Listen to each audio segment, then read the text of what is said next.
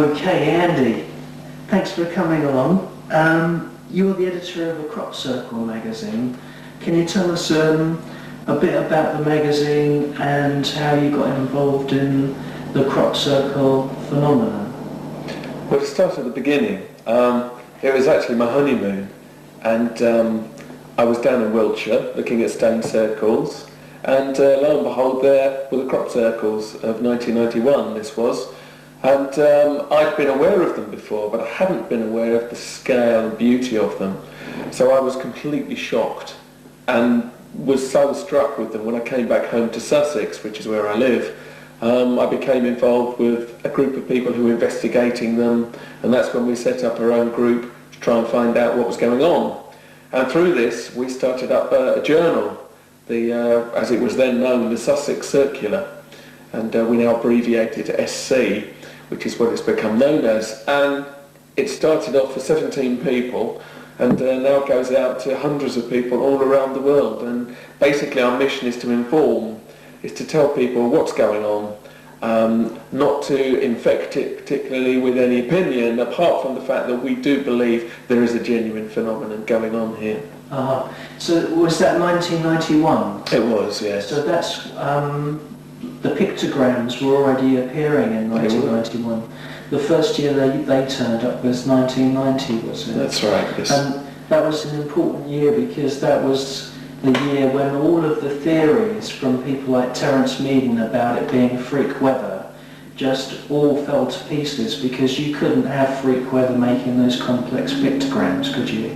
Well, certainly I think the weather theorists did find it difficult. Yeah. Having said that, I mean, I think to this day there are components of their theories which still stand to this day, but clearly it couldn't explain the patterns in its entirety. There had to be more to a natural force theory if it was going to explain some of the patterns that we were seeing. So yes, 1990 was the big year, but by 1991 that was, I think, the pivotal year, because it seemed that everybody knew about the big crop circles. But then of course at the end of that summer there was the big debunk. We had Doug and Dave, the two retired gentlemen who claimed that they'd made them all, and as soon as the furore had begun, it was suddenly over as far as the public were concerned for a year or two. Yeah. So in a way it was an exciting time to come into it.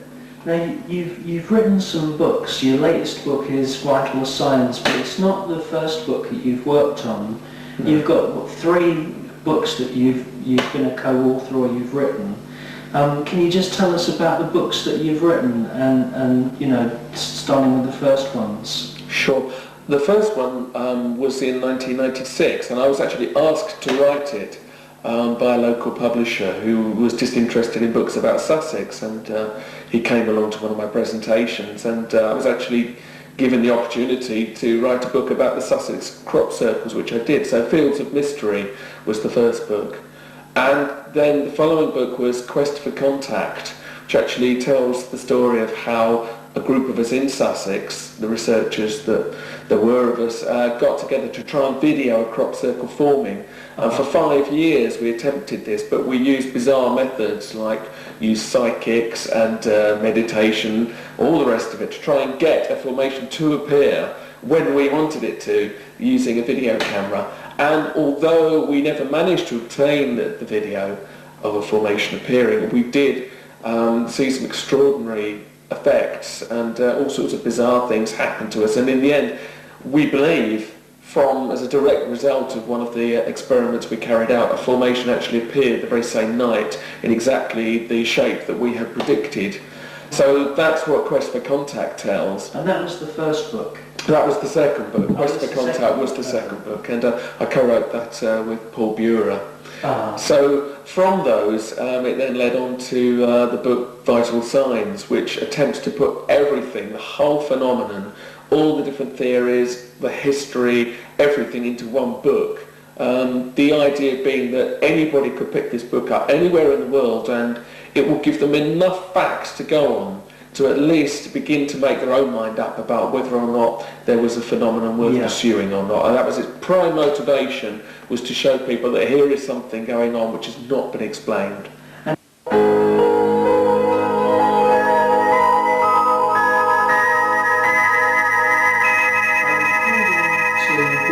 Research you found out, When was the first recorded crop circle as far as you're concerned? Well, there's a researcher called Terry Wilson, and he's just recently put together some sort of documents of all the very early formations, and the earliest one that he knows of, which may be a crop circle, is 1592 in Holland. But the most famous early picture is, of course, The Mowing Devil of 1678, which was a pamphlet in Hertfordshire, and it seems to show the devil actually making this circle in the crop, and it tells the story of a farmer who had these strange circles appearing on his land, and it even describes a point that we know about today with crop circles. The light phenomena was seen over the farmer's field. The sky was all aflame, quote, and there in the morning were these circles in the farmer's fields. So we have to assume from that, when you read it, that they were having crop circles back then, because what the picture shows and what the report says is so close to what we would today recognise as a crop circle. And the luminosities. And the luminosities. That there's little doubt that they were dealing with the same thing back then. And what about photographic evidence from earlier in the 20th century? Sure. Is there any? Yes, there is.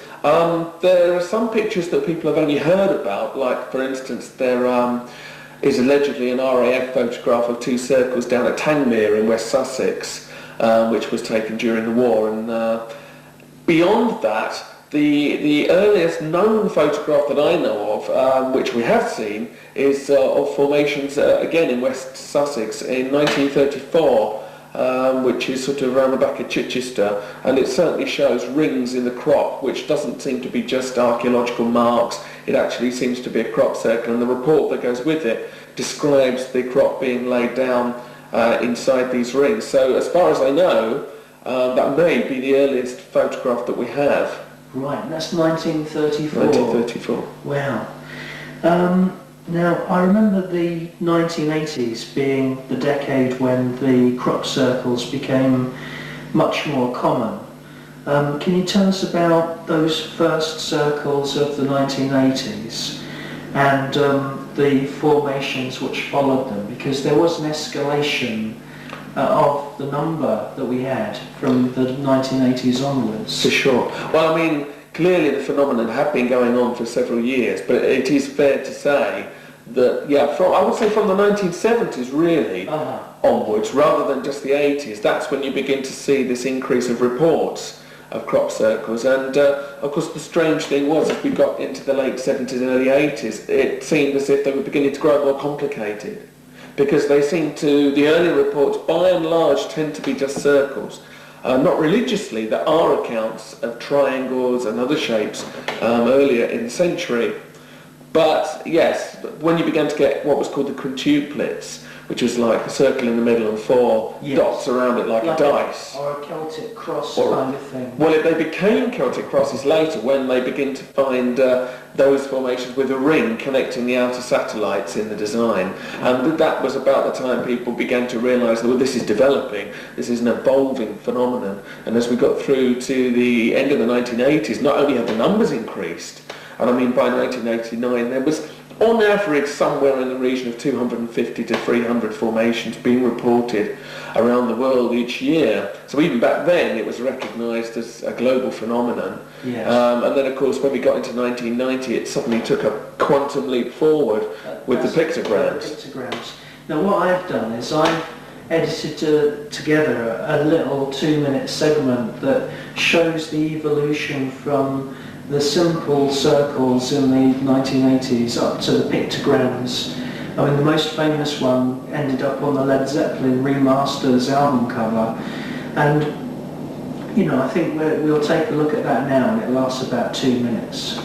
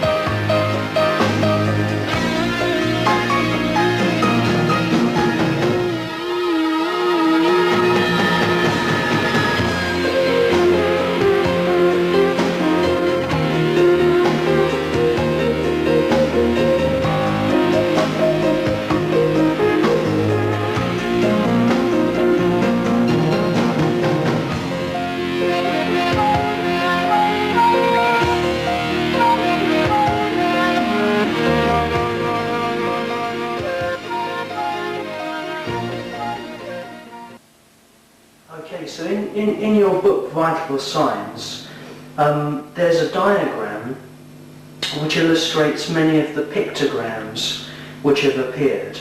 Can you tell me if there's been any scientific analysis of the pictogram shapes as they've appeared? Well, the diagram in Vital Signs is by a German researcher called Wolfgang Schindler. And I think he was the first person to ever sit down and see, is there a pattern which appears when you put all of the pictograms together? Does he give a message? You know, what does this tell us? And he sequenced some of the early pictograms into order. And how he did it was to see which one seems to develop into the next. It wasn't in date order of appearance, but just visually he took them and put them into the order that felt right. And certainly it seemed to show some kind of progression. Yeah, an evolution of... That's right. But the problem is, what do you then read into that? How do you know whether you're right and what it's saying? And then, of course, when we got into 92, 93 onwards, all of a sudden the old key shapes, the claw shapes we'd had before suddenly stopped arriving for the most part, and yes, we got into stuff which seemed to be very, very different to what had gone before. So if by putting all the pictograms together anybody was expecting to find an alphabet or some kind of obvious communication, that didn't happen, because the later formations seem to have gone off on completely a different path altogether. Yeah. Okay, so I want to come on to the subject of hoaxes. I know that there have been several hoaxers making crop circles over the years. Can you tell me the main reasons why you think that the phenomenon is not down just simply to hoaxing, which is the view that we have put to us by the mainstream media? Well, if you look at any interest area known to man, there is fraud and there is trickery. And I think because there's been a few man-made formations made for television cameras, they've made demonstrations, and it has been shown that you can make a formation of sorts. To the media, that's enough. They've dismissed the whole phenomenon as it must be man-made. Now the problem is that they're not aware of the fine detail that you need to know to make you aware that there has to be something more. And one of these things is, if you look at how many formations there have been over a long period, how many appear sometimes in one night, yes, over quite a wide area, sometimes in identical styles, very, very large, and then compare it to some man-made formations which have taken 5, 6, 7 hours to construct, and even then they're nowhere near as complex as some of what we've seen out there in the fields. This is when you realise that at its most basic there would not be the time for all these hoaxers to be out there every night creating these. You've then got to say, well, maybe there's teams of these people up and down the whole country out there every night. But then you have to say, that's highly unlikely. Well, who are these people? That's the next question. Who are these people? Why is it that we only know of a very small group of people who've ever seriously shown that they can make some kind of crop circle? The rest of them you would have thought would have come forward by now, especially as there have been very public demonstrations made for money. People have been paid a lot of money to make TV demonstration formations. There's everybody else out there making them. Wouldn't you think they'd want to cash in? They've kept very, very quiet. So that's one level. The other level, of course, is the effects. I mean, the way these things are constructed, some of the geometry. I mean, geometrically, some of these things would take a very, very long time to even mark out, never mind lay the crop down. Yes. There's other things like Dr. Levengood, who is a biophysicist in the United States. He believes he's discovered biological changes going on inside the crop, which has never to this day been replicated by man-made activity. Now, the skeptics always say, well, that's pseudoscience, there's no proof of that. But actually, if you look at the work he's done, and other people have carried out other tests on the crop, it's not just flattened corn. It does seem as if there is actually some kind of biophysical effect on the crop itself, which again, if you're then going to say that's nothing more than the work of hoaxers, is a little bit hard to sort of tie up. Yeah, I agree. Now, the mainstream media have sort of been very guarded, and the coverage that they've been given to the crop circles recently has been quite limited. Now, since 1991 and the really big pictograms, do you think that the public are deliberately being kept from the knowledge of crop circles in general? Do you think that there has been a campaign to really keep the public in the dark?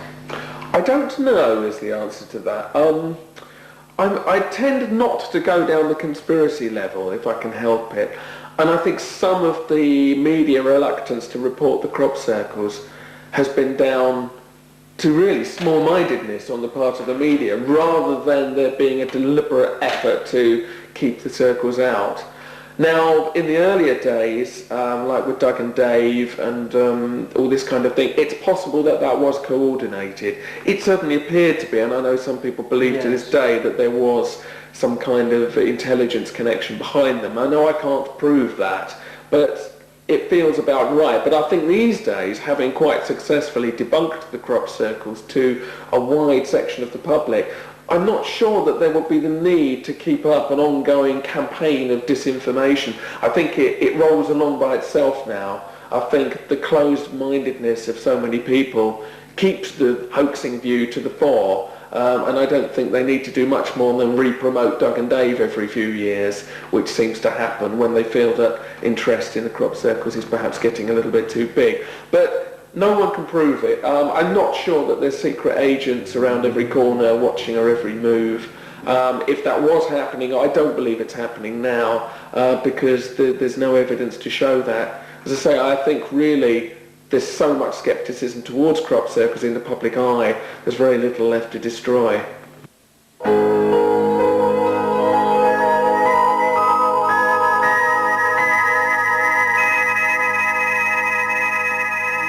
Luminosities and so-called UFOs which have been filmed in the fields where crop circles have been found, or in and around the area where crop circles have been found.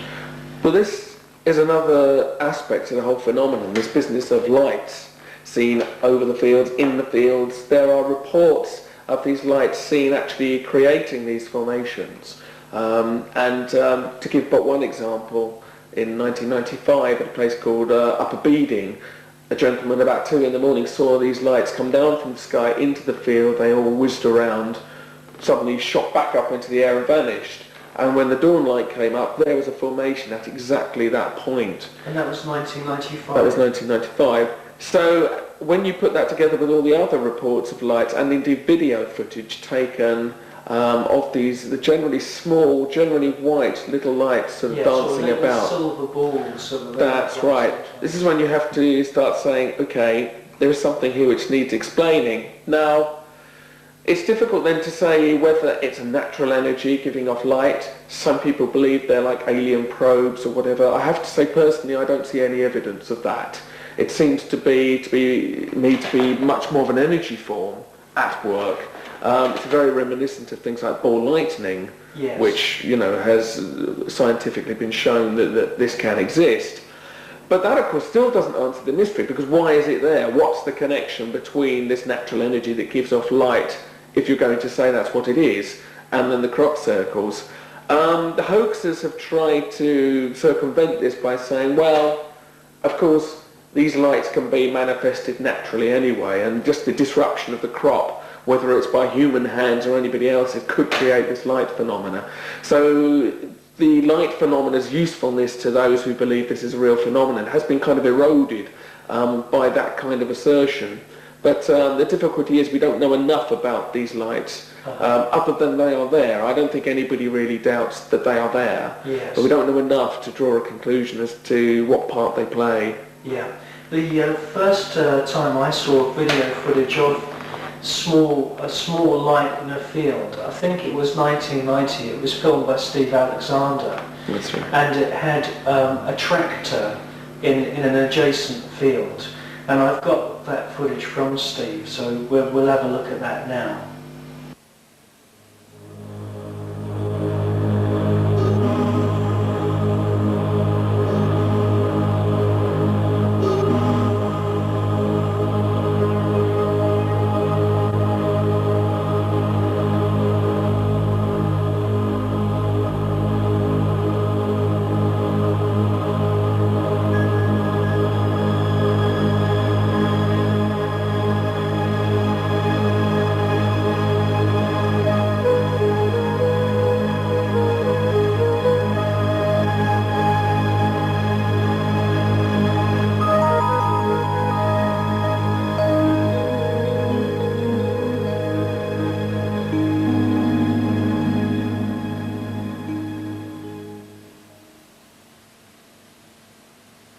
was the next piece of amateur camcorder footage of these lights shot by those German students, where they parked their camper van very near a formation.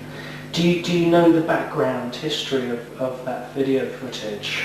Well, the formation which they saw the light in was at Manton in Wiltshire in 1991, and basically they were just filming the pattern for themselves, one assumes, and while they were filming, this little white light appeared in the formation and began to move sort of very slowly at first around the pictogram, and then they caught it on camera, and it basically carries out several manoeuvres. Yes. And at one point even sort of suddenly shoots up into the sky, and sometimes it's very bright, other times it's very dim, and actually seems to get smaller as it comes towards them, which is a curious thing about it. Yeah.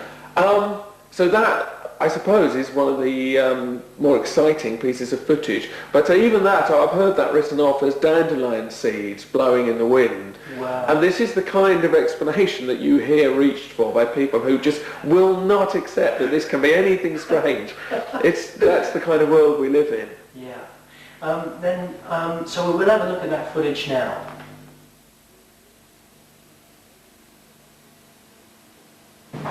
There's the thing. I lied. Yes.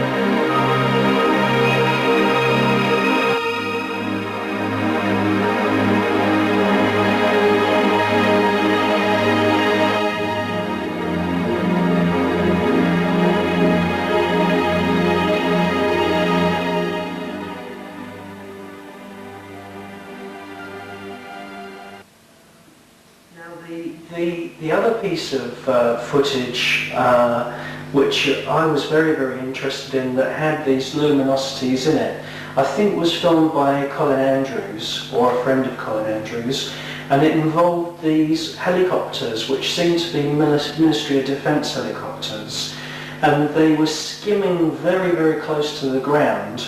The cameraman was in the car, and it seemed to be chasing a kind of flashing luminosity in a field near the road. Do you know the background to that piece of footage? Well, that took place at Alton Barnes in 1994, and I think there were already two formations in the field. I mean, the first thing that needs to be said is that helicopters do manoeuvre very low over Alton Barnes anyway. It is a training ground. They do use it as a place for helicopters to sort of muck about with. That's Ministry of Defence helicopters, are they? It certainly seemed to be a military helicopter of some description. So, I mean, sightings of helicopters there are very common. But what makes it interesting is that all of a sudden, as you say, this little white light starts sort of winking, and it does certainly seem as if one of the helicopters peels off and moves towards it and hovers very close to where this white ball of light is. Yes. And this is what the video shows. Now what's very interesting is that this phenomenon of helicopters chasing balls of light has been seen before, and since that was taken last year in 1998, there was another sighting of a helicopter, this time at night, chasing one of these white balls of light over the sevenfold mandala that we had in 1998. So you then have to say, if they really were chasing a light, they must have seen it, they must have been aware of it, and it certainly appeared that they didn't know what it was, because some people have suggested that maybe the military actually make these balls of light, that maybe it's some kind of military technology that we're not aware of. It strikes me that they don't know what it is either, and that they are going to find out when they're chasing them. They're curious as well, just like we are. That's right. I mean, there must be another good explanation for that piece of footage is that the light was plastic bottles hanging up as bird scarers, which were shining in the sun. So that's another theory there. Well, you know, usually they say it's the planet Venus, but... This was very low if it was planet Venus. This will make a picture. You've got the helicopter and the circle behind them. He's bristling with equipment. Right, when we get this here, we can get a picture of him in front of that. Oh yeah. There's another one coming in. Another one coming. Another one coming.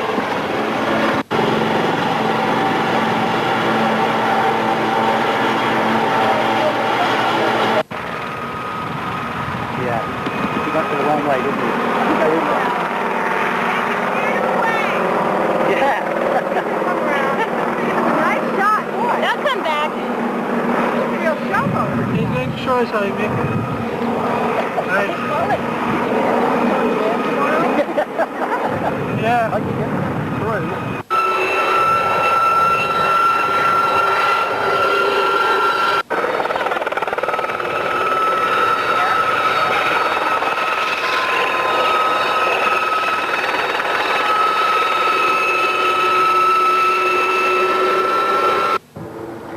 There's something there.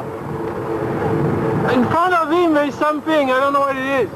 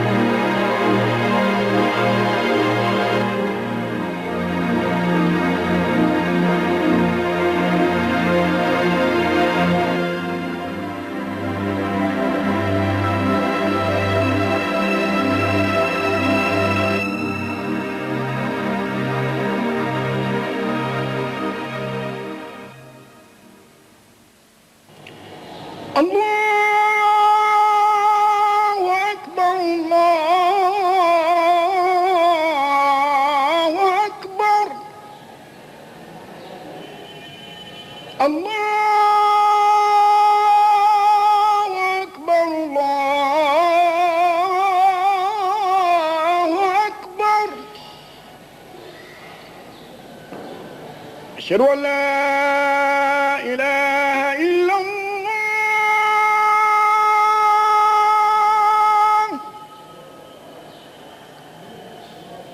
أشهد أن لا إله إلا الله أشهد أن محمدا رسول الله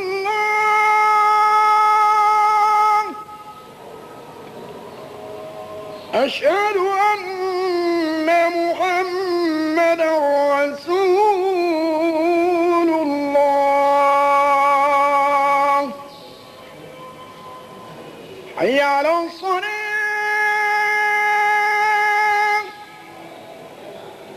حي على الصلاة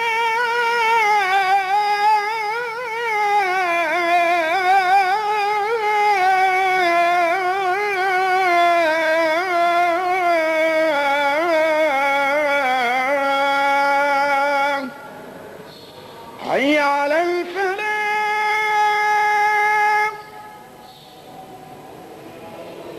حي على الفلاح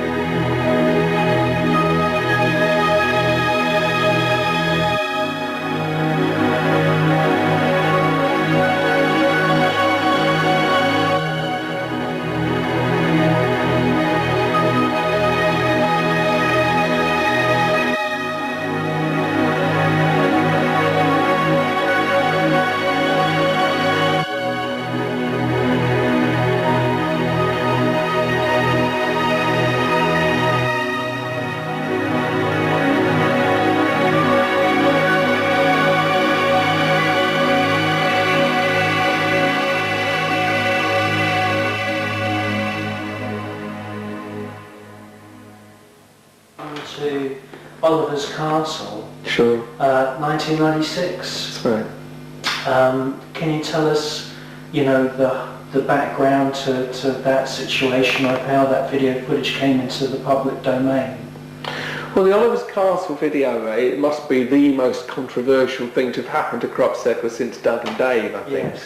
I mean, essentially, what purported to be a student claimed that he had videoed these lights over a field at Oliver's Castle near THE.VHS very early in the morning. He said he was going out to video, you know, strange lights and crop circles because they've been known to appear there.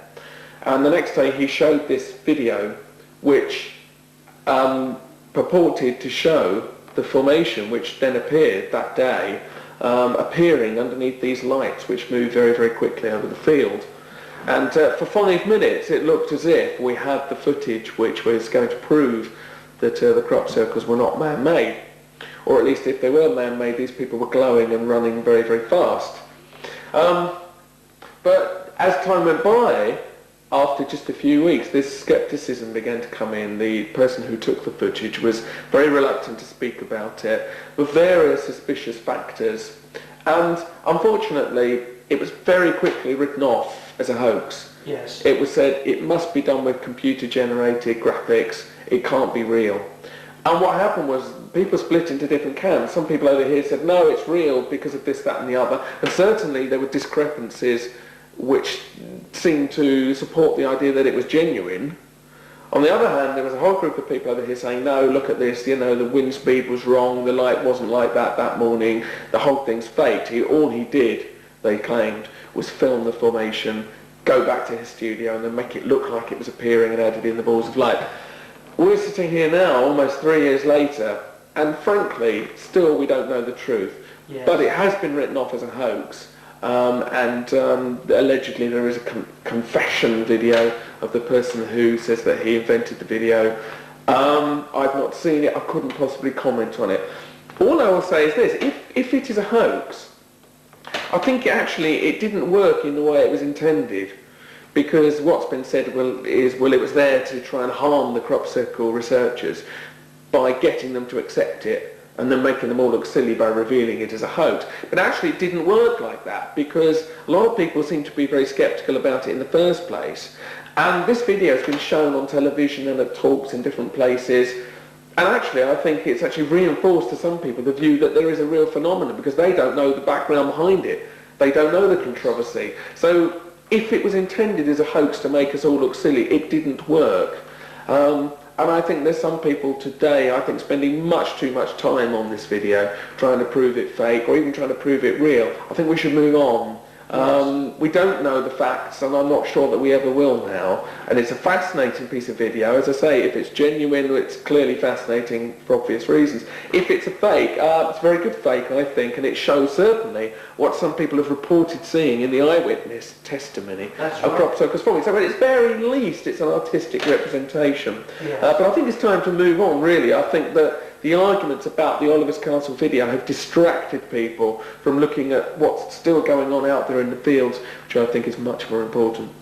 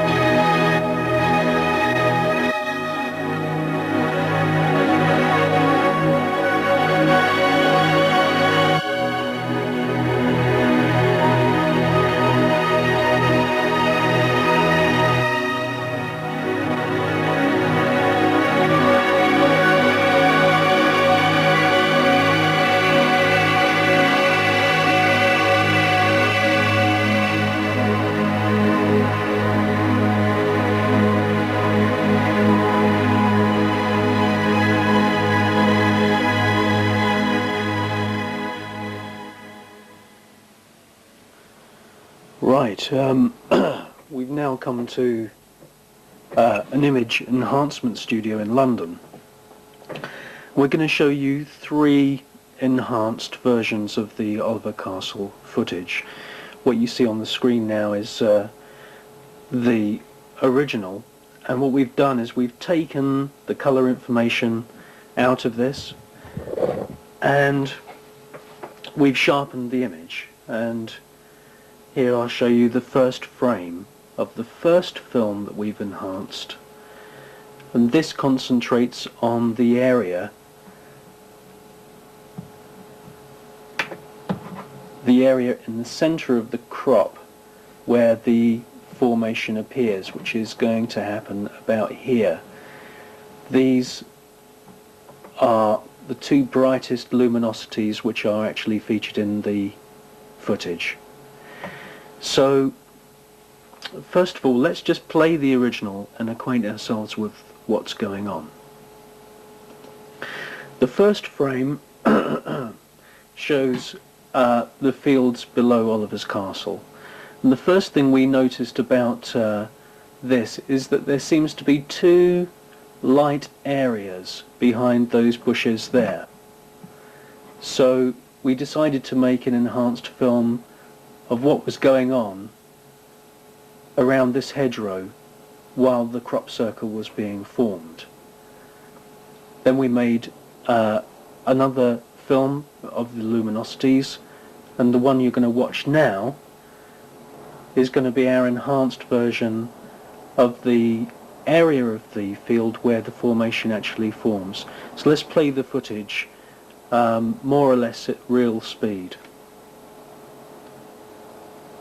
They fly around, and you can see that almost all areas of the formation appear almost at the same time, and the whole process of creating that crop circle took about 4 seconds.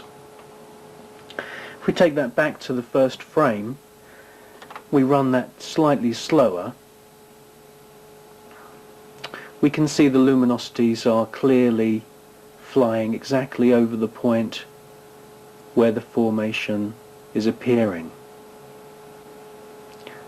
Those luminosities leave the top of the picture, and the second group, which you can just see here, fly out of this hedgerow area. We'll enhance those later. So let's just take it forward. The formation is complete. Second group of luminosities make a turn. They leave the screen left and then they re-enter on the left.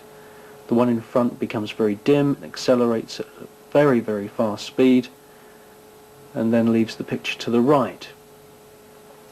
So what we have in this footage is a hedgerow along here, the field where the crop circle forms, another hedgerow. This is a telegraph pole. Then there is another field which we'll call the rear field, and then there is the hedgerow here which ends in a tree with a lower hedgerow there. Let's just follow the formation of the crop circle frame by frame.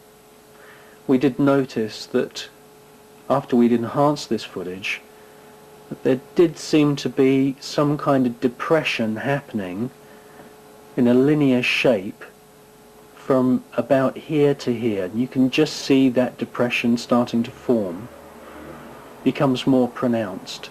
This depression seems to be in line with 2 opposite avenues which appear off of the main circle. Here you can see the depression getting a little bit more defined, and here you can see a light area. This is the area where the main circle is going to appear. You can also see something happening here, a lighter area, which is where one of the first satellites is, and already you can see the 3 major satellites already quite well developed. Take it further a couple of frames, you can see a darker area appearing here and some kind of light energy. This is possibly where the wheat is actually being pressed down flat first. Another couple of frames. Each of these frames is just 1/30th of a second.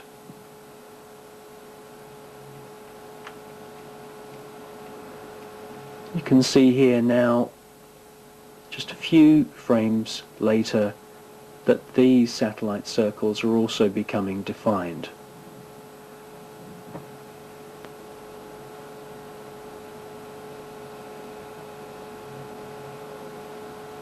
And here you can see the avenue developing that joins the main circle here with this satellite circle.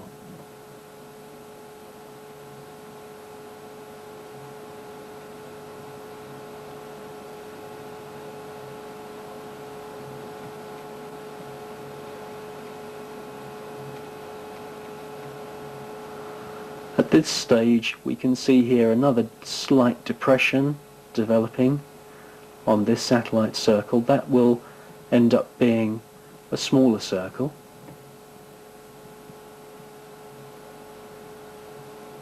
There's a lot of camera shake in the original footage, which we've tried to alleviate in this enhanced version.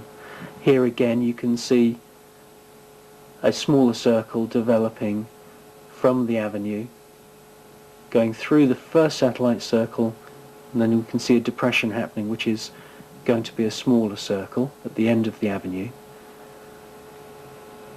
And as you can see that within 4 seconds, relatively very few frames, the entire shape is actually quite well formed.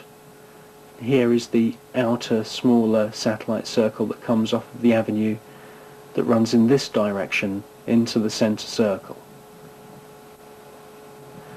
The luminosities at this point fly off to the right.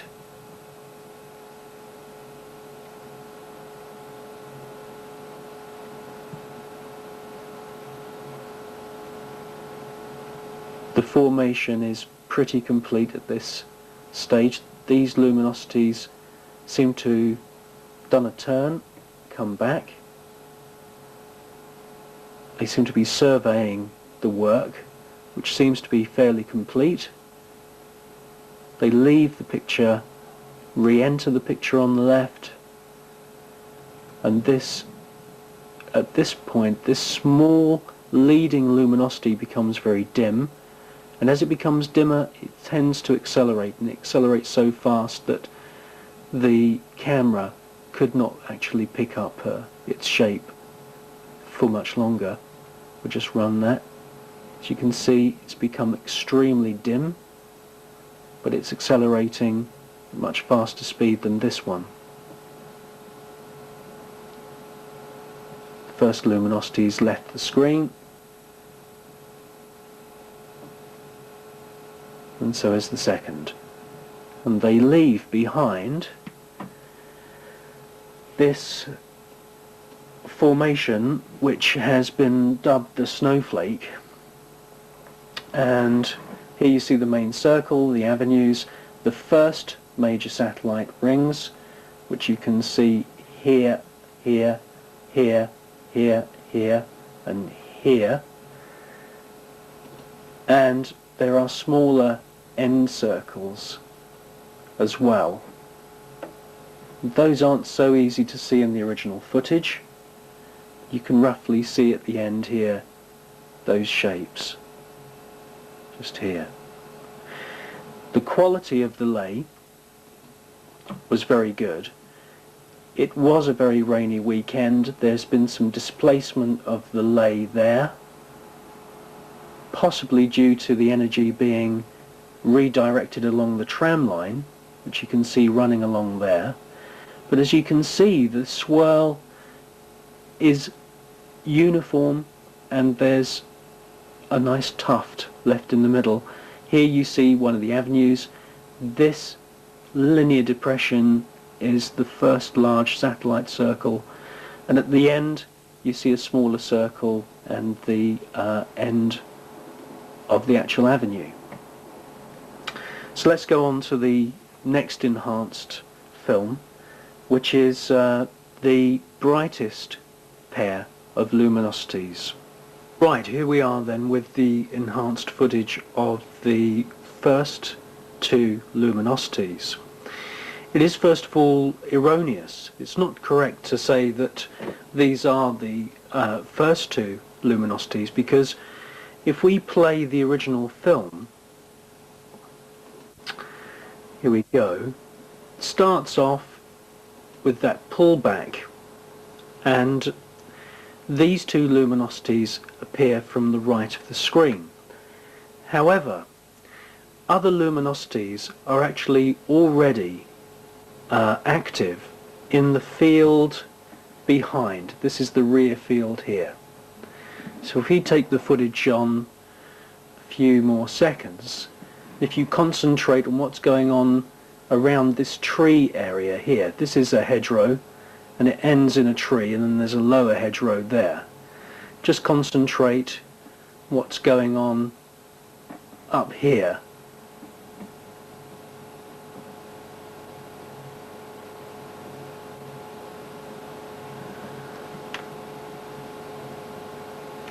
You can see very, very faintly across that hedgerow just there. If I take it back a few frames, a luminosity is actually flying from behind this tree and going across that hedge.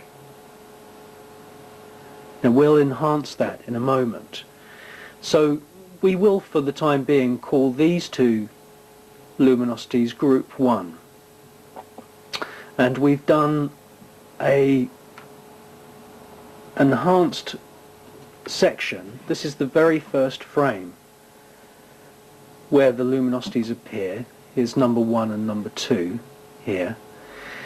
And with this level of enhancement, if there were any strings, then we would be able to see them. If they were ejecting a vapor trail, then we would also be able to see them as well.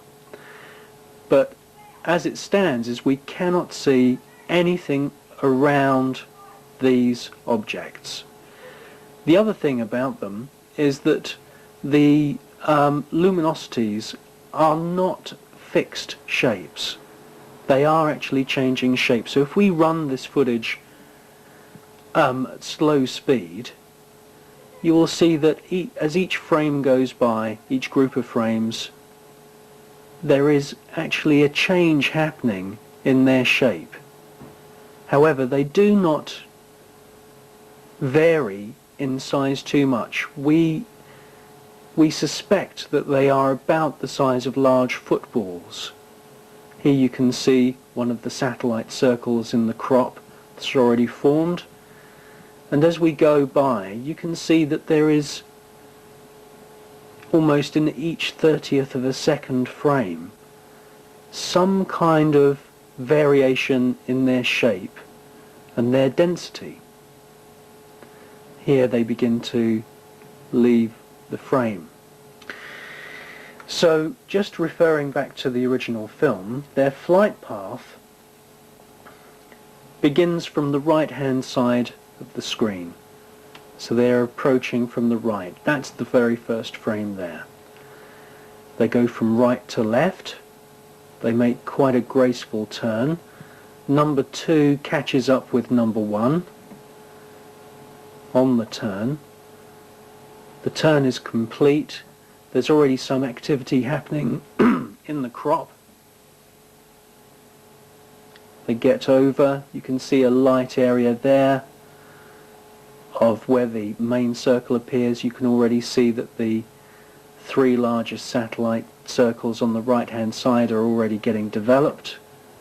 The luminosities continue their journey, and then they turn and they begin to leave at the top of the screen. They fly towards the tree here. Now this is a very, very important part of the footage, because you can actually see that there is a very, very faint luminosity just there. Take that back a frame forward a frame, then you can see it. There's another one that's travelling from this tree, cutting across the rear field, cutting across this hedgerow, and continues to fly across. It then tends to split into two, which we'll have a look at in a second. It leaves the frame, comes around, leaves the frame again, and then the second group shoot off in that direction. So this is a very important point in the footage. Now, first group here are going to leave, and they're going to head for this tree area. They're going to fly up out of the screen, as I'm showing with this cursor.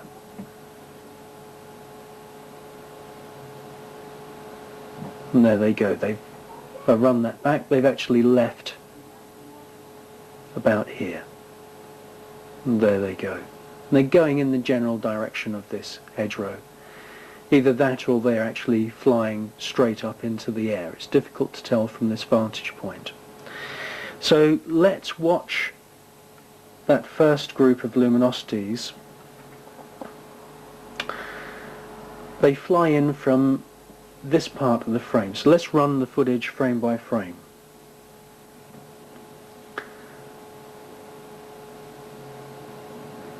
You can see that there is a kind of variation in their shape.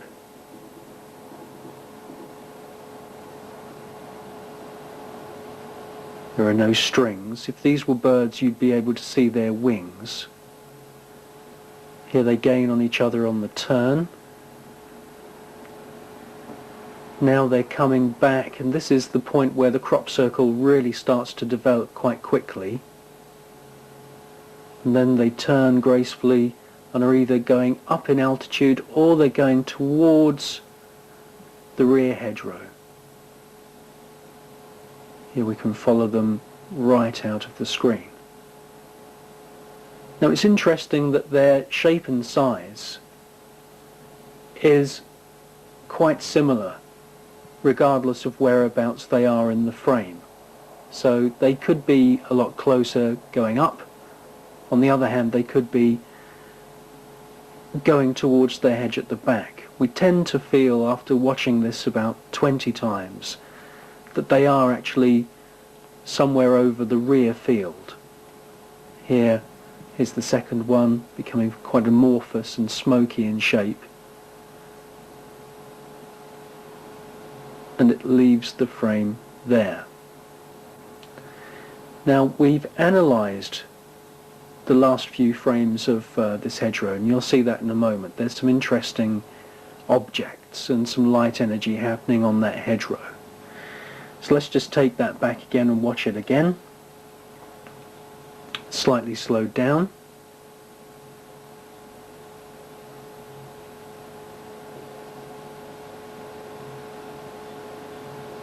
And they're leaving. Their job is done. The crop is formed.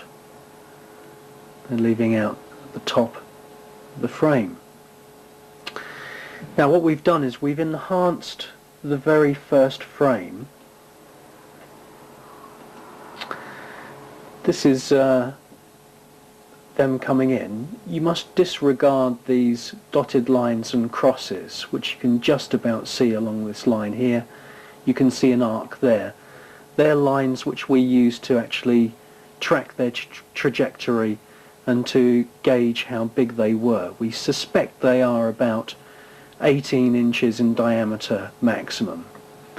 Now what's interesting is in this frame, it's a very early frame of their appearance, there is a kind of tetrahedral kind of shape to that top luminosity. This one is not a perfect sphere. However, as they progress across the field, we can see that their shape and form is changing. This one, the rear luminosity, is very solid. It's casting a hard black shadow and reflecting quite clean white light from its left-hand side.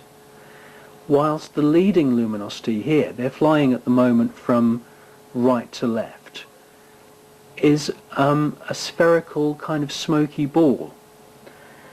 Now, in the very next frame, we see that it sort of breaks up.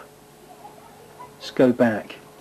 You can see that that is quite a uniform sphere. In the next frame, it's broken up slightly.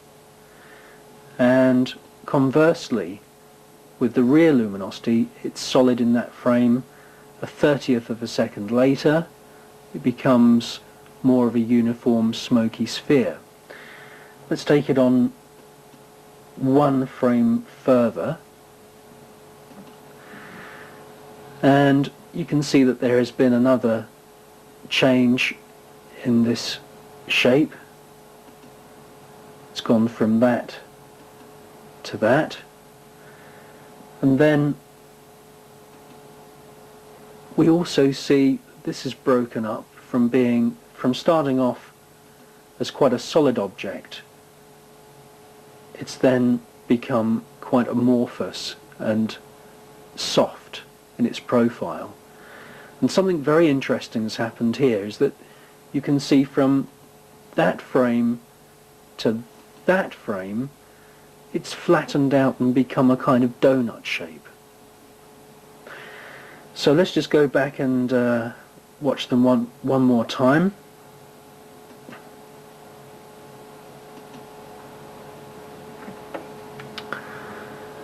They're flying at about 100 feet every second. The crop formation is approximately 300 feet from end to end, and the luminosities are in picture for about 8.5 seconds. There they've lost. The cameraman's lost them, they've flown out of the frame. So let's have a look at the luminosities, which appear from this tree here. And we can see that in this first frame, which John Waby shot, there does seem to be 2 points of light energy there, which seem to be brighter than anything else in the surrounding area. There also seems to be a light area of energy behind that tree. So we're going to have a look at what's going on behind that tree next. Just reacquaint ourselves with the original footage. Let's run this slightly slow-mo. There you have your first group of luminosities, and the camera moves up slightly, and here is where you should be looking, around here. You can see that there is a light area there. If we take this forward a couple of frames, you can just see here a light area in front of the hedge, and that turns out to be a luminosity which actually comes from behind that tree, or from out of the top of the frame, and it ends up shooting across the rear field, coming through this hedgerow, coming across here, going around, and then accelerating. And it starts off as one, and then about here splits into two. So let's just run the footage. You can just see it travelling here, going across, and it then runs across. Here it is here. It's running across this field and coming out through this hedgerow.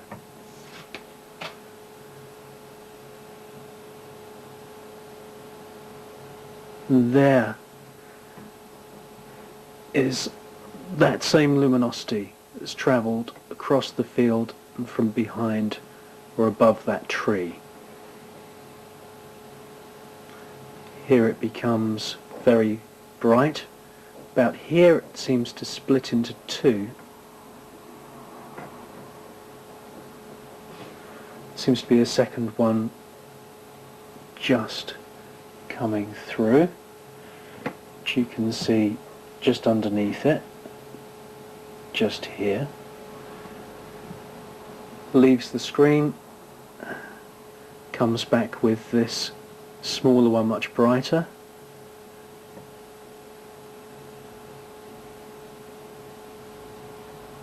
And then the smaller one accelerates very, very quickly, covering about 300 feet in a second and a half. The second one leaves the screen there.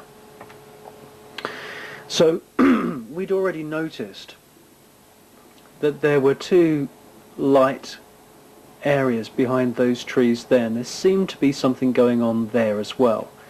Possibly some other activity along this hedgerow as well. So let's go to our enhanced footage. Here you can see that there is a light area, and this is in the part of the footage where John Waby is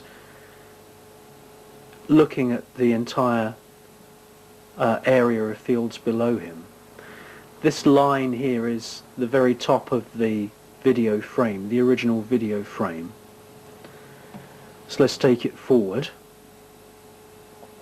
You can see that there is, in some frames, a light coloured area behind that tree and also these trees.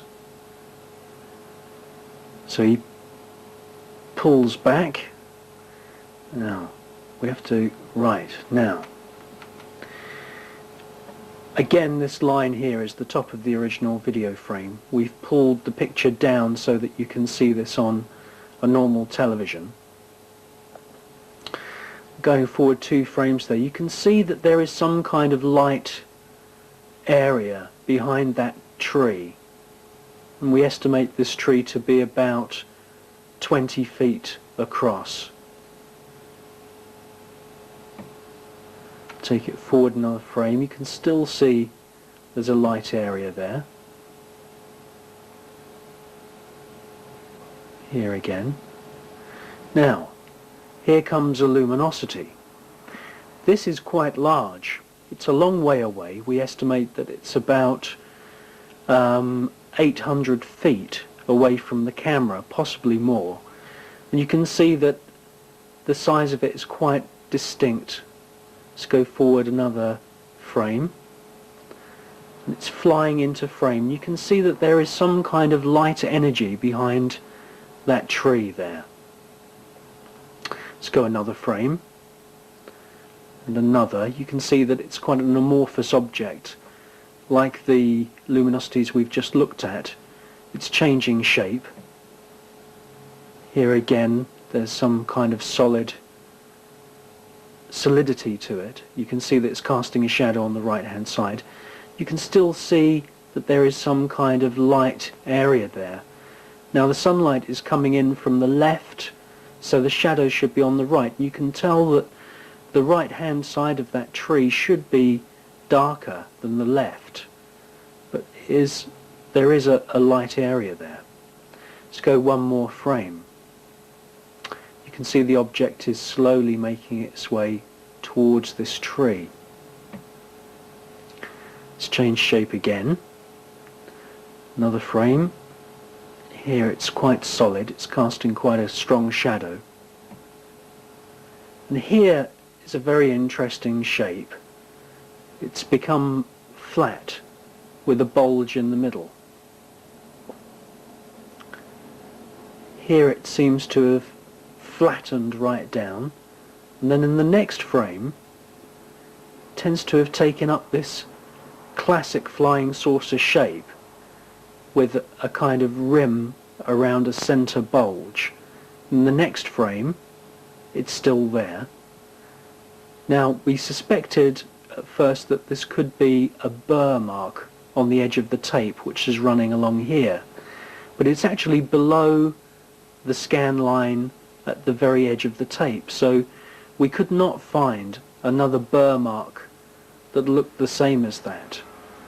Now in the next frame you can see that it's perhaps got bigger, more amorphous, and there seems to be a hard area behind that tree. Now remember, this is where the luminosities, the second group of luminosities, actually appear from. They appear from this tree. Let's take it another frame. Now the camera shake loses the top of the frame, but you can still see that there is something solid and dark casting a shadow behind that tree. And it seems to be travelling across behind the tree. Let's take it another frame.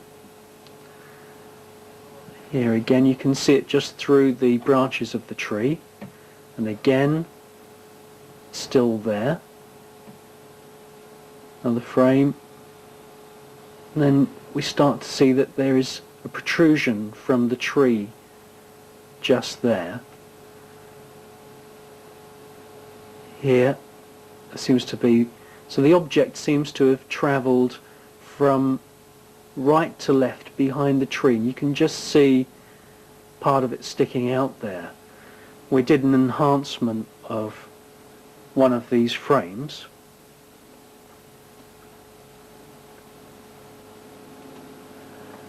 Which you can see that there is some kind of unnatural protrusion sticking out from the hedge. So let's just go back. It's our object. So it comes down, makes this kind of precursor flying saucer shape, then goes flat as a pancake, and then sort of pops into that kind of flying saucer shape, keeps it for another frame, and then sort of gets larger and more amorphous and goes behind the tree. Let's take it forward a few frames. We then notice a kind of protrusion here.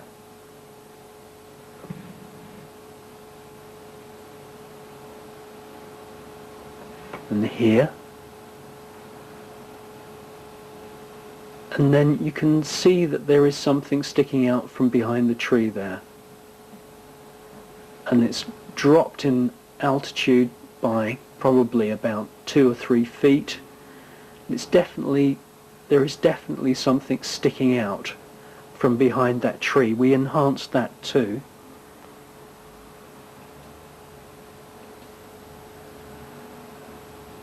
There was the protrusion there.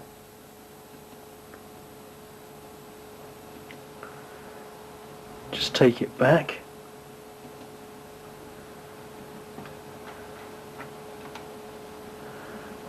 So there's our object. It goes behind the tree, pops into a flying saucer shape, goes behind the tree,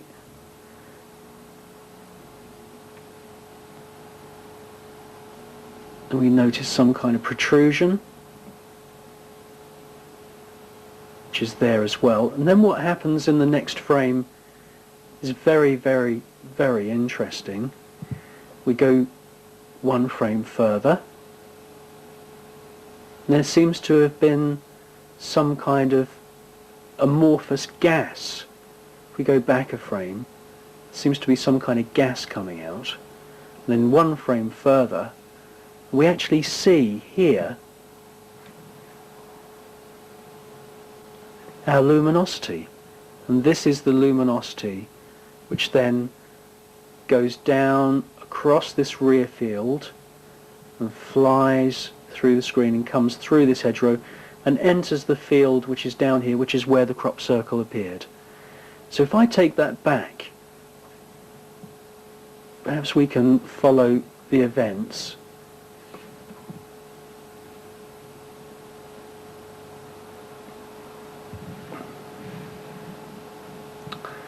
This is the first frame here that we notice a luminosity or some kind of activity. It comes down.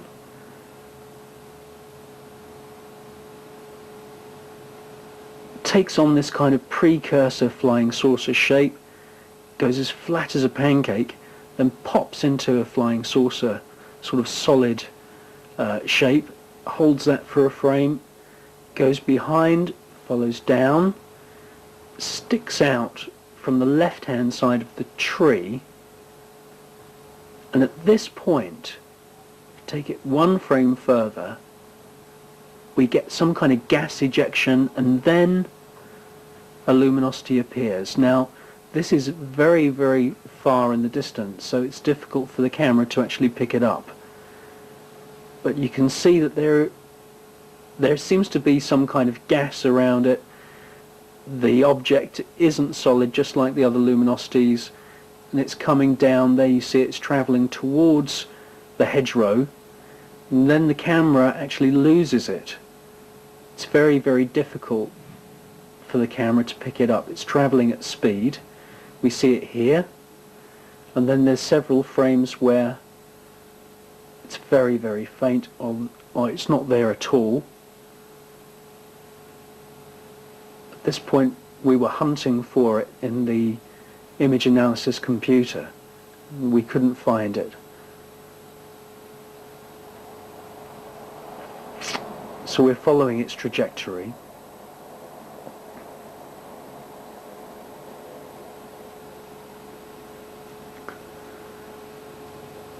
And coming towards this hedgerow then starts to become brighter. It's not in frame, and here it is, just here. Here again. Disappears again for a frame.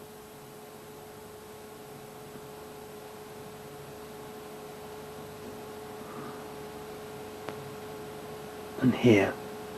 So if we go back 2 frames, tends to be just there.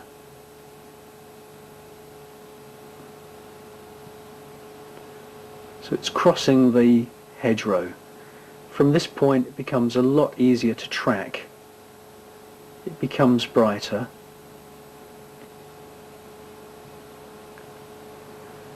And it's coming towards the camera. There it is there. And these marks that you can see are the actual crop formation, which is already more or less fully formed when the first group of luminosities flew over it. Let's follow this chappie. He's making his way towards the camera over the crop. You can see that his shape is also changing, just like the first group of luminosities. Then something quite interesting happens here. His shape seems to double.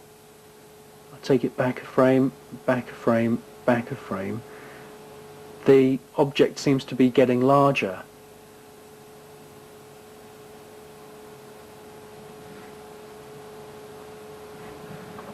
It's changing shape. And here, if I take that back 1 frame, and forward a frame, back a frame, and forward a frame, just here there is a second luminosity which seems to have broken off from this one. So let's just take that back a few frames and watch that again carefully.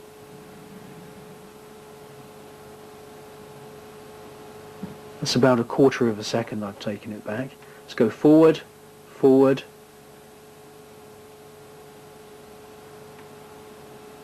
It's getting elongated at this point, and then you see a second luminosity possibly coming from this one. Here's the second one here. Here it's becoming more defined. They're starting to leave the right hand edge of the frame. That's the edge of the original video footage. Here's the second one here. And they're both leaving. The first one's just leaving there. This dark mark is one of the satellite circles.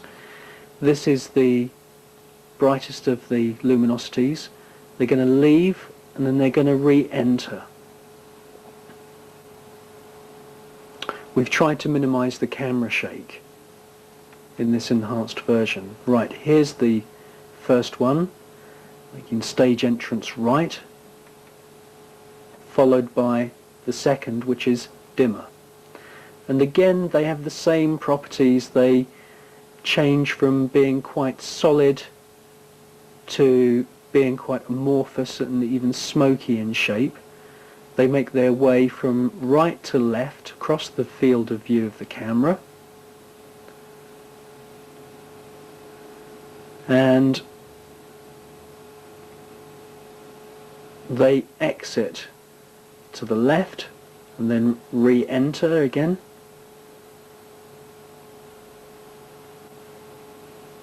Here's the first one here. Here's the second. And at this point, just there, the smaller of the two luminosities starts to accelerate at fantastic speed, so fast that the camera can't keep up with him. And as this smaller luminosity accelerates, it gets much, much dimmer. So let's just run it now. As you can see, it's become very, very dim. It's taken on possibly a kind of triangular shape at that point, and it's disappeared. We're left with this chappie, who we zoom in on. He's getting faint. He's getting fainter as he's speeding up. There he is there. He's going to leave there. So to summarize what we think we've discovered here is that there are pools of light energy around these trees, around this hedgerow.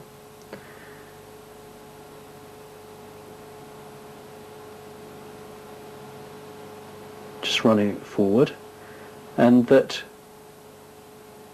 we have this quite large object, this amorphous, changing shape object that enters, comes down, tends to change into a kind of flying saucer shape, goes behind the tree, and then at this point coming up, there seems to be some kind of ejection of gas from that protrusion, and then our first luminosity appears, travels down, crosses the rear field, which is very difficult to see at this point in the footage, re-emerges after crossing the rear field and the hedgerow, then at some point splits into two, from one object to two objects, flies from right to left, the two of them. They leave the screen to the left,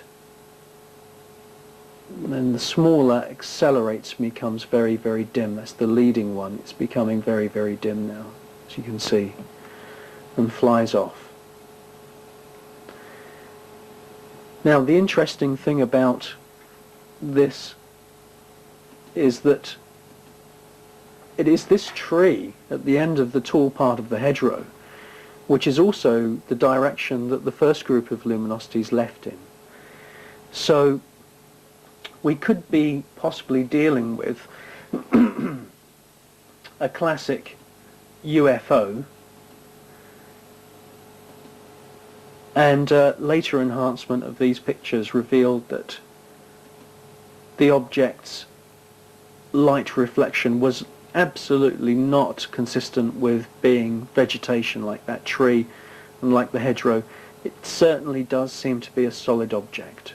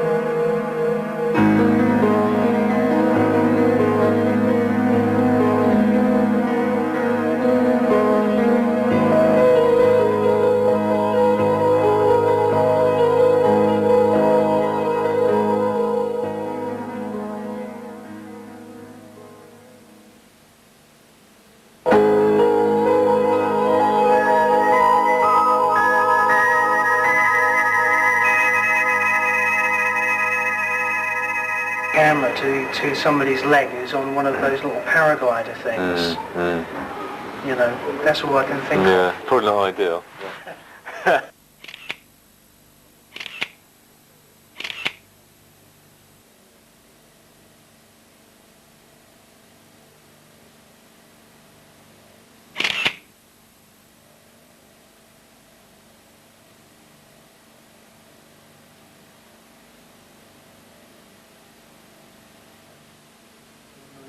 Yeah, well, obviously in 1990 the media really picked up on this subject, the crop circle, so the big pictogram in East Field. Yeah. And I saw this and wanted to go to this area straight away. And funny enough, that whole day was full of... I used to go around with my father-in-law, it was his video camera. That day, you can come. And so I took the camera by myself. And we looked at the major formation in East Field. Then went over to Milk Hill because there was a similar formation about a mile away, Milk Hill. A big pictogram. Big pictogram. Yeah. And very, very hot day that day, I remember that vividly. And we stayed there for about an hour. And there was me and my wife at the time. And we were about to go and I just saw this glint in the field. And I wasn't really sure what it was, but just automatically picked up the video camera, which was sort of on the ground, and just started filming. And obviously I noticed it actually came from an area where the crop circle was.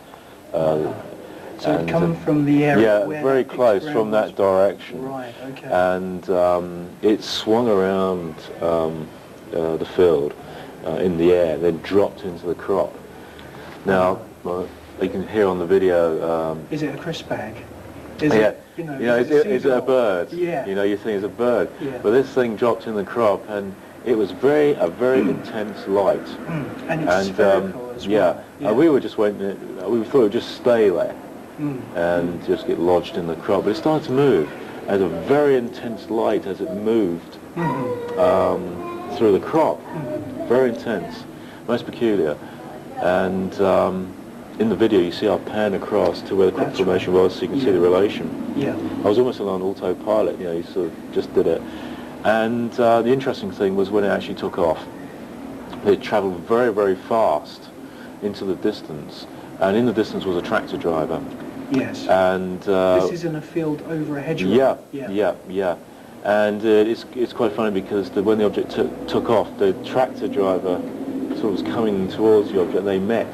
Mm-hmm. And the object flew over the tractor. Now, driver. did you manage to get the tractor driver to say that he'd seen something? I didn't, but Colin Andrews, crop circle researcher, yes, actually tracked him down and interviewed him. And Liam Besant was his name. Right. I've never met him, wish I had, but he saw this object and it flew over his head. Right. He said it was, if it was up close, it'd be as big as a beach ball. Oh. And it was glinting and flashing, and he couldn't understand why he stopped. It's almost like he stopped, he couldn't understand it. It's most peculiar. And it had an effect on him, and he went inside to the farm, said, I've just seen a UFO, because everyone laughed. They'd done the local pub, and he told all his friends, and he wasn't taken seriously, and they were saying things like, beam me up, Scotty, and all this stuff. So he really got fed up with it, and he just left it. And in fact, Michael Hesseman, the UFO researcher, crop circle researcher, he interviewed him as well, and same story. But then, and then the video, Colin Andrews actually showed him the video, which is quite unusual. You get a witness actually backed up by a video. Oh, it's great. So he was relieved. And of course all his friends had to actually acknowledge that he'd seen something. So, and of course this video is probably the first time that this object have been filmed. I think so, 1990. Yeah. So would you say about the crop formations that you've seen so far this year? Oh, really had a slow start. Some of them were quite simple. The weather's very bad, we must say. Oh, the weather's been very bad. Yeah. June and July have been atrocious years, weather-wise. Very difficult for flying, taking photographs, trying to record the circles. Also to get inside the circles. But this year's been quite slow. We've had simple formations. Some are a bit sort of suspicious, if you like. The patterns don't seem so geometric or precise. Yes, I noticed that. As we normally have, but that's all speculation. Well, you know what the origin is. But on some of the circles, there's a sort of flattening out sometimes, and But then again, there are some, like the one on the top of that pile, the double square of the snowflake. Yeah, the snowflake, the lay this year, the actual way the corn's been laying has been tip-top, hasn't it? That's right. I mean, it's a big expanse of crop there, about 300 feet across. Yes. So, it's impressive. Very badly damaged by the weather, though. Yeah. But very intricate circles which had standing nests, etc. Have you got any this year's what you're... Well, I think, you know, the one that's really appealed to people this year, and the one that I've been asked for many times is this one. Yes, the double which star. Is the one near Silverstone Grand Prix racetrack. And, really? It's near Silverstone? Yeah, just south. There's actually a place called Dadford in Buckinghamshire. And actually off the picture there is another signature small circle. Yes, it's like a T-shape with a circle which you don't see on here. Obviously you've got the Egyptian ankh there, yes, which is we all recognise. That's right. It's quite isolated from the tram line there, which is quite impressive. Yes. And very precise, and some say mechanical, and some people don't like it, some people love it. Yes. But they all want a picture of it because even if it was man-made, it's such a powerful image. It is. It's a fantastic image. What is interesting that you know, if some of these formations are man-made, then you know, if they do attract anomalies as well, then that is interesting in itself.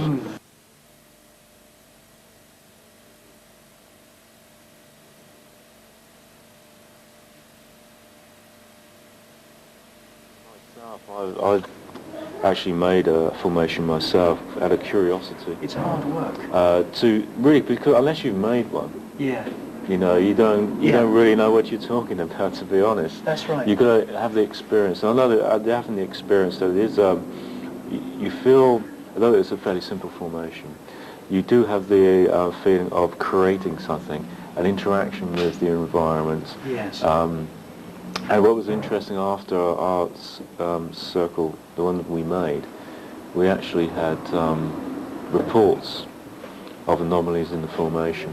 Really? Which I think this is probably the biggest interest of mine. Yeah, that's is the fascinating. anomalies, the interaction with the human person, the Now mind, you're talking etc. about possibly the small luminosities. Yeah, whatever they are. I mean, it's all speculation. They've been filmed actually within crop circles by, I think, German or Dutch students. There was a video taken in 1901, Manton in Wiltshire. And it was skimming across, and it was inside of the formation. And so what you're saying is that if you make your own formation, then it can possibly, if you're very lucky, attract luminosities. Possibly, and obviously I'm just talking about one formation we made. Yeah. So, you know, that's very limited. But, you know, it's something which I think we should probably investigate. Yes. Obviously, we don't know how these formations get there, and there's evidence to suggest that some are not man-made. Yeah. You know, I mean, there's scientific evidence for a start, the change in the crop itself, which can't be reproduced by people with boards or rollers. That's right. So, I mean, Dr. Levengood's work actually suggests that. But, you know, if some formations are man-made and they are drawing in balls of light and people having experiences inside, whether it's physical experiences or other experiences, we have to look at that and see, you know, these patterns in the landscape, are they altering the landscape? Are they altering the people as they go in? So like temples, I mean, people go into churches, temples, have experiences, alters the whole vibration. These are very much, I'd say, like temporary temples of the modern age. Yes. People gather there, they meet, they exchange ideas, and they have religious experiences. And who knows what that attracts as well, the person's experience.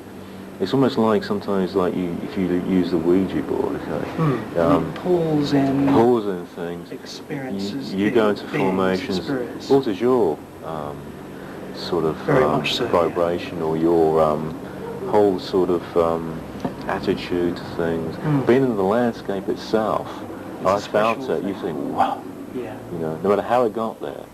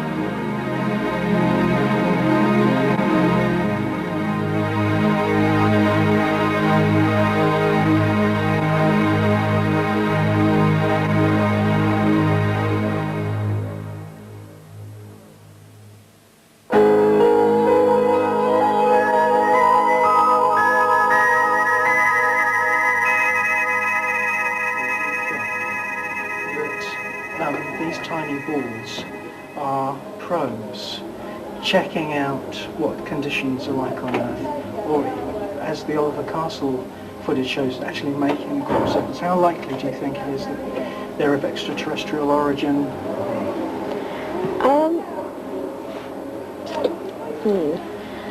Or do you think that they... Well, I'm not really particularly 100% sure that that's what I think that they are. Right. I think that there are a lot of explanations for what some of these balls of light are, and certainly one of them that it's been very popular over the years has been that there could be possibly extraterrestrial, and there is a lot of sort of UFO and light activity around the areas where they've been seen. Yeah. But there's also been a lot of crop circle activity, and you know, it's almost as if there is some kind of link between the whole crop circle mystery that's going on and these balls of light, and they do seem attracted to each other. Yeah, they do, yeah. And I think the thing about the whole crop circle thing is that it kind of changes the whole, you know, the whole area where they appear. And it's almost as if there's something about them which allows these things to come into our perception. So I think there's part of me, you know, which thinks that perhaps these are some sort of natural phenomena. Okay.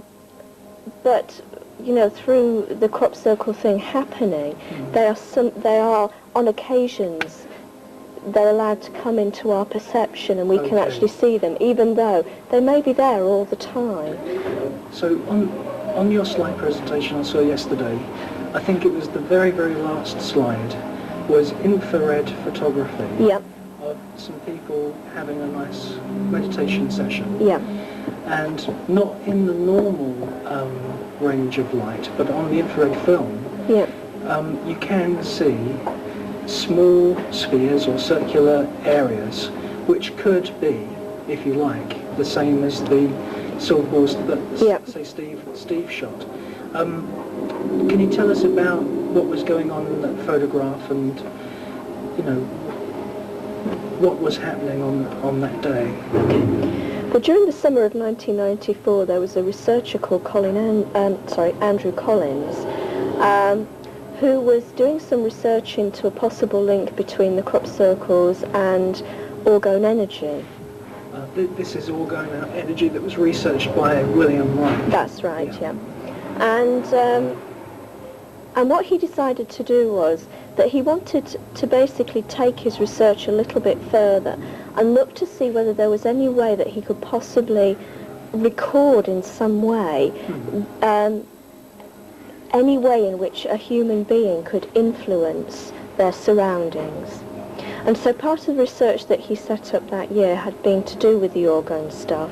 And I know that he'd had a cloudbuster on the top of Woodborough Hill in Alton Barnes that year. But it was also looking at how do we as human beings, or do we as human beings, actually affect our environment. So he thought that one of the best ways to do that would be actually to get a group of people to sit and focus their thoughts, because it kind of made sense that if you were going to try and look at any way in which we could influence our environment, it would kind of be through focused thoughts. So he gathered together a group of people who were experienced meditators, and he sat them on Woodborough Hill. And, you know, he'd chosen Woodborough Hill because it was kind of the centre of a place which is a very sort of magical and ancient landscape. It is. It's got a lovely atmosphere. Absolutely. There. Yeah. And also there'd been so much other phenomena reported and recorded by other people, so it kind of made sense. People just interested in UFOs, to be honest. Yeah. Yes, it is. So he did that, and he got together some various bits of equipment. He got together the infrared photography. Yes. He also had stereo cameras and ordinary SLR cameras and video cameras, which did time-lapse photography. Another thing that he did was to have some electromagnetic gadgets that actually monitored any changes in the background electrostatic noise. And he set up the cameras so that they functioned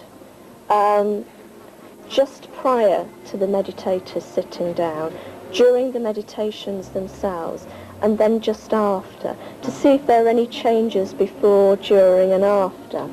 And what was very interesting was that as he did manage to capture these balls of light, but only on the infrared photography, so they were only visible on the infrared spectrum, but that these balls of light actually responded to people, the meditators, just thinking about sitting down to concentrate. And so what you had was sort of heightened activity as people were getting themselves ready to sit down and do it during the meditation. And then as they stopped and dispersed, it would calm down again, which, you know, was extremely interesting because, you know, it was just the thought of thinking and mentally preparing to do something was enough to, you know, effect whatever it was that was going on. So that was really, really good. And the slide that you showed was a slide made from one of the infrared cameras. Yes. Well, I think that's fascinating. Yeah, it is fascinating. And But also what was extremely interesting was that on some of the stereoscopic infrared shots was that they were different. Even though they were taken at the same time, the balls of light were in different positions on the two shots from the stereo cameras. Which so that means that they were moving. It means that there was something to their movement which was kind of beyond our understanding. Well, the only way that you get results like that is either when the camera's moving or the object's moving, to be honest. But if you've got stereo cameras and the shutter is going at the same time, and yet the two shots are different, it makes it rather special, I think. It does. Yeah. Now, the other thing that I wanted to ask you about, which I think was the very first slide, or one of the first slides in your lecture, were these pictures of natural occurrences of beautiful geometry in nature. Yep. And you had these slides of turpentine floating on water that had been photographed at a close angle, or large magnification. And I've been studying geometry and fascinated with geometry for over 10 years. And one of the things that I've realised going around the world and making these videos is that the Knights Templar, Freemasonry, Rosicrucianism, and various other esoteric sort of mystery schools, they take it as being of primary importance to the new initiates that they must be trained in geometry. And one of the things that I've found is that the G between the dividers and the compasses in the Masonic symbol actually stands for geometry.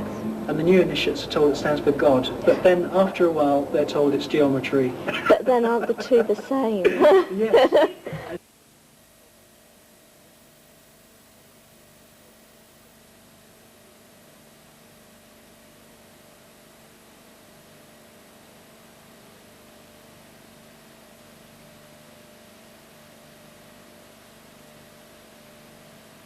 I don't think that there's any doubt that in very, very ancient times, geometry was not just a study of mathematics or number, but it was a means by which ancient people actually made sense of the world in which they lived. But not just the physical world in which they lived, but also in worlds which they could imagine but couldn't see.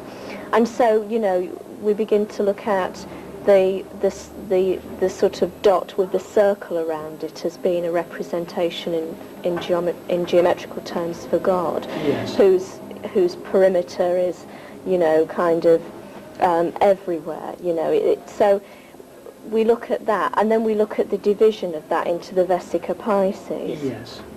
And this is carried on in extremely complex ideas. So you get to where you're squaring the circle or encompassing the square. And this kind of knowledge was seen as divine knowledge. It wasn't just for everybody, and it was handed down generation after generation to initiates, to people who they felt could fully kind of understand what was being explained to them, and could take it on and pass it on to other people. But this was very secret knowledge, it was very special knowledge, and it was a divine knowledge, and that's how it was seen. And I think that's how it's still seen today. Yes, I do as well. And I think you're right. I think that there definitely is a connection, especially with the Knights Templar. And one of the interesting things that I read during some of my research was Graham Hancock's book, The Sign and the Seal. Oh, yeah. And which talked about the Knights Templar going book, yeah. to the Holy Land to find the Ark of the Covenant. And one of the things that happened when the Knights Templar first arrived back in the West was that they built the Gothic cathedrals, which encompassed all this fantastic geometric knowledge, which had obviously come from somewhere, and was obviously very secret, and obviously something very special to their order. So it seemed almost as if they'd perhaps not found the Ark of the Covenant, or perhaps they did, but they certainly found something else which arced back to this kind of geometric knowledge, which was very special to them. And that has carried down into Freemasonry. I think what's interesting from the aspect of looking at crop circles is the way in which crop circles use obvious geometry, and not just kind of ordinary geometry, but very often sacred geometry, and there is a difference between the two. Definitely, yeah.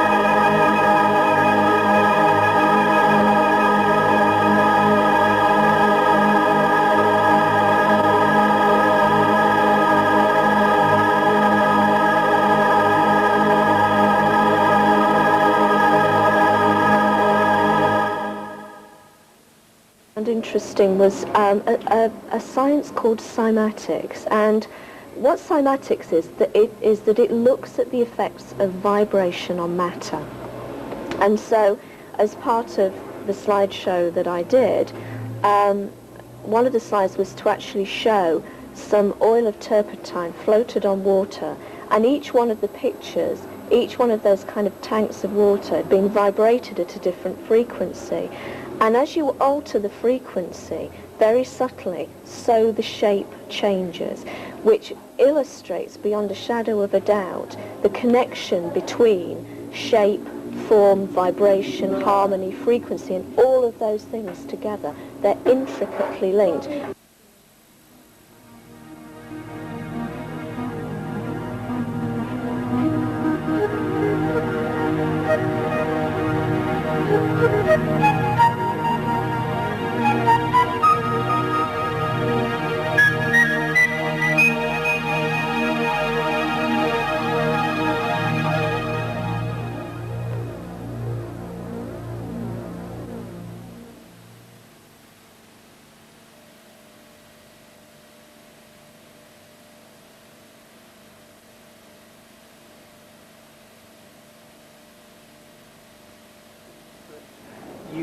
You found the connection there between the crop circles and the, if you like, divine laws that affect every single They permeate object. everything.